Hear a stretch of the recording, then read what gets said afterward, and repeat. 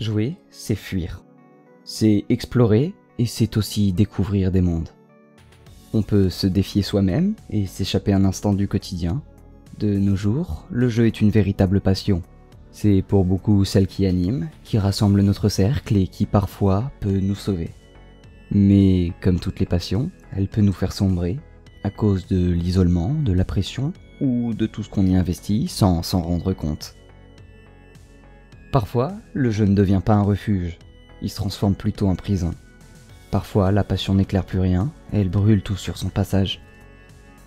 Aujourd'hui, je vais vous raconter de manière courte 3 histoires, 3 drames tous bien réels, tous nés du même origine, l'amour du jeu. Commençons par une histoire plutôt connue. Brian Vigneault, alias Poshy Bird, était un streamer américain passionné de World of Tanks. Un joueur chevronné et père de famille, présent depuis des années dans la communauté. En février 2017, il participe à un marathon caritatif.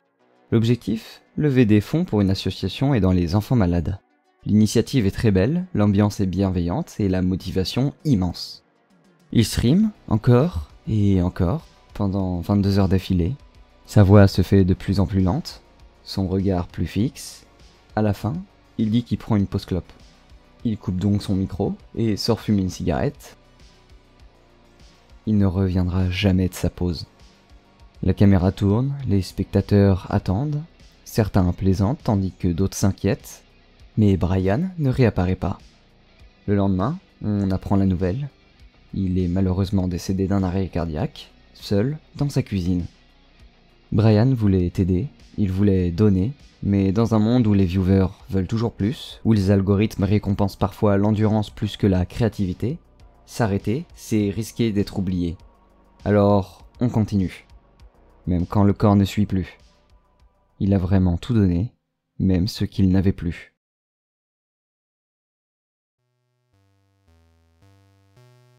Passons à la deuxième histoire, avec un jeu que vous connaissez sûrement, Stardew Valley. C'est un jeu paisible, un monde rural, chaleureux, coloré. On y vit au rythme des saisons, entre les champs, les amitiés, les étoiles. C'est un refuge pour des millions de joueurs. Mais derrière ce refuge, il y a Eric Barron, un jeune homme, seul, qui a décidé de créer un jeu pour répondre à un manque. Il trouve que Harvest Moon ne lui parle plus, alors il veut faire mieux. Il n'a jamais réalisé de jeu et ne sait clairement pas où il met les pieds. Il apprend tout, le code, les sprites, la musique, les interfaces. Il refuse les compromis. Il bosse jour et nuit, parfois jusqu'à 14 heures d'affilée, pendant 4 ans, sans vacances et sans garantie. Il ne voit presque plus personne. Il doute, il écrit, efface et recommence. Sa santé mentale se fragilise. Il veut arrêter, mais il continue. Parce qu'il aime son projet. Parce qu'il s'y accroche comme on s'accrocherait à une bouée lors d'un naufrage. Et pendant qu'il fabrique un monde doux, rassurant, là où les joueurs peuvent trouver du calme, lui vit dans l'angoisse. Il ne vend rien, il ne gagne rien, mais il crée avec obsession et passion.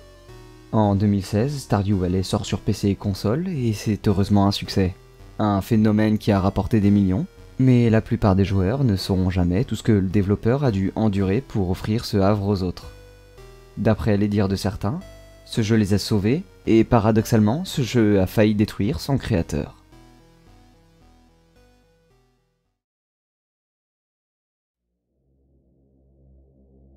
Terminons donc avec cette dernière histoire, courte et horrible. Daniel Petrick était un ado solitaire. Aux États-Unis, dans une petite ville de l'Ohio, il souffrait d'une infection qui l'empêchait de sortir pendant plusieurs mois. Alors il jouait beaucoup, surtout à Halo 3. Le jeu devient tout.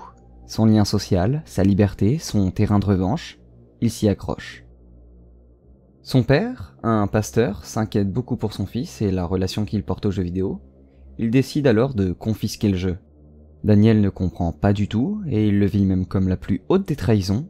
Il ressent comme une perte absolue et décide alors de planifier une atrocité. Daniel trouve et cache l'arme à feu de son père. Un jour, il appelle ses 2 parents et les réunit. Tout à coup,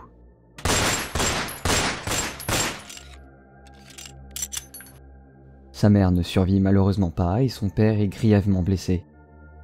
Daniel tente de maquiller la scène en suicide, mais son père survit et raconte tout. Le monde s'emballe, les médias accusent forcément Halo et donc les jeux violents, mais ce n'est pas Halo qui a armé Daniel, c'est un homme fou et obsédé qui a pris la décision de s'armer et de tirer sur ses parents.